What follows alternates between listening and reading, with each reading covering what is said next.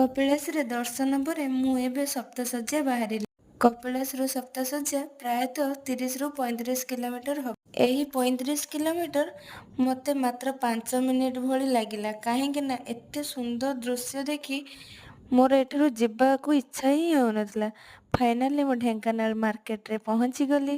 ଏଇଠୁ ମାତ୍ର 13 କିଲୋମିଟର ଥିଲା ସପ୍ତଶଯ୍ୟା। ଏପଟ ପରିବେଶ ମଧ୍ୟ ଠିକ୍ ସେମିତି ସୁନ୍ଦର ଥିଲା।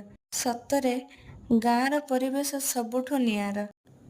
ଆପଣମାନେ ଆସନ୍ତୁ ଆଉ ଏହାକୁ ଉପଭୋଗ କରିକି ଯାଆନ୍ତୁ। ସପ୍ତଶଯ୍ୟା ଯେତିକି ପାଖକୁ ପାଖକୁ ଆସୁଥିଲା, ମୋର ଏକ୍ସାଇଟମେଣ୍ଟ ସେତେ ଅଧିକ ବଢ଼ି ଚାଲିଥିଲା।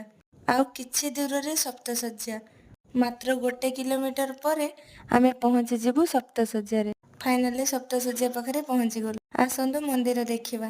ସମୟ କମ୍ ଥିବାରୁ ମୁଁ ଆପଣଙ୍କୁ ଫୁଲ୍ ଭିଡ଼ିଓ ଦେଖେଇ ପାରୁନି। ନେକ୍ସଟ ଭିଡ଼ିଓରେ ମୁଁ ଜଙ୍ଗଲ ଭିଉ ଦେଖେଇବି।